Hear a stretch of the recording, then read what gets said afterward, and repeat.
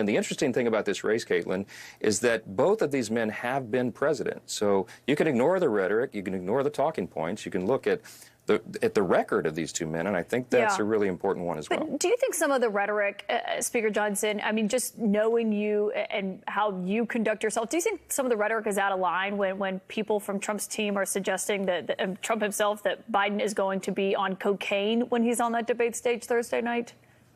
Notice how she skipped right over the part where Mike Johnson said that we can look back at their track records. That's something that the Democrat side, this mainstream media, does not want people to look into. They simply want people to buy the rhetoric. They want to fear-monger and say, Trump's gonna do this, Trump's gonna do that.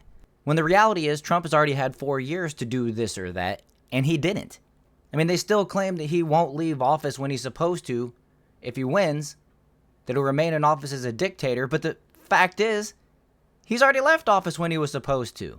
They say he's going to federally mandate that people can't get abortions or something like that. Well, he's already had the opportunity to do that, and he didn't. And it's incredible to me that people don't use their own eyes and ears and memory to discern the bullcrap that these people are speaking from the literal truth. Look, there's a lot of things that are said in jest. Of course, no one expects that Joe Biden would be on cocaine, but they do ask questions, and I think they're objectively, I mean, I think it makes sense why people are asking, will he be on some sort of energy drinks or something, okay? Look, his energy levels, you can see, vary depending on what format he's in and what forum, and, you know, we expect that he'll do what he did at the State of the Union. He had a lot of energy that night, so that's the Joe Biden I expect to see. The question is, can he stay for 90 minutes on that stage and go toe-to-toe with President Trump, who, as you know, goes to rallies and talks for 2 hours on end without any break and any notes. So it'll be a very interesting thing to see. Yeah, and that's something that I've mentioned on this channel before. I'm willing to bet that Trump speaks up to 10,000 words publicly per one that Joe Biden speaks publicly. Like Mike Johnson just said there, Trump speaks into the mic 2 to 3 hours a day, and sometimes more when he does these interviews and stuff like that, which is something that the Democrat mainstream media ignores when they try to say that Trump is on the decline and it's not Biden, when the reality is we all misspeak. And every time Trump misspeaks into the microphone, the orange man bad media hops all over it and uses it as a deflection against Trump to protect Joe Biden and act like Trump is the one that's on the mental decline and not Joe. Which is crazy that they say not Joe, but they do what they do. Let me ask you about something else, Speaker Johnson, because we understand this evening that the House of Representatives is weighing in and actually taking an official position on what we're on the verge of seeing happening on Monday. Steve Bannon reporting to prison for defying a congressional subpoena and failing to respond to that. Can you confirm that the House is expected to take an official position on that? And if so, what is it? Yeah, I can confirm that. We'll be filing a brief in that legal proceeding. And we think that's really important to do. We think the previous statement of the House under Speaker Pelosi was incorrect. We do not believe the January 6th special committee was properly constituted. We don't think it followed the House rules. And now we're finding, under our own investigation, that they may have, in fact, covered up some evidence. That's a great concern to a lot of people. You'll see a lengthy report come out on that. But in the meantime, when they're using that to prosecute people, we think it's important for the House's position to be known, the current House, and that is that we don't believe that that was a proper committee, properly constituted, that did appropriate work. The court should take that into consideration, and I think we have an obligation to make that position known. Do you worry that that will undercut your ability to enforce congressional subpoenas in the future, though?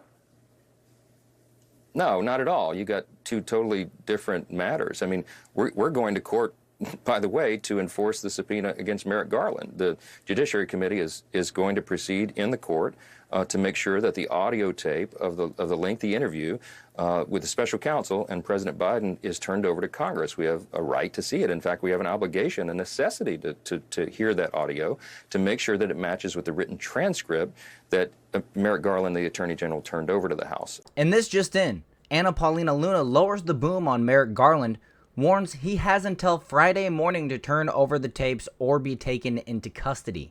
Earlier today, Anna Paulina Luna announced that she would be holding a press conference to address the statement she made last week about holding Merrick Garland accountable after he was found in contempt of Congress. "We will hold Merrick Garland in inherent contempt of Congress.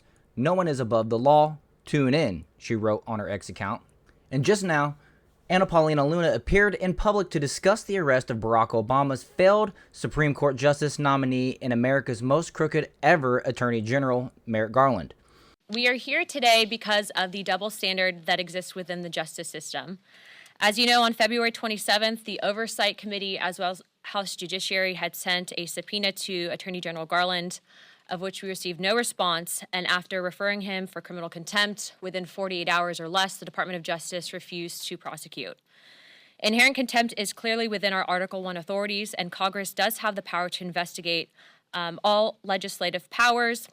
Investigations are part of our legislative process, and people that interfere with these processes should be held accountable. Inherent contempt was first used in 1795, and this was further upheld in a Supreme Court decision in 1927 in McGrain versus Doherty that stated that Congress does indeed have this authority. It's important to note that when an individual is called before courts across the country, they appear. Why should the Attorney General, who is supposed to be head of all law enforcement authorities, any different?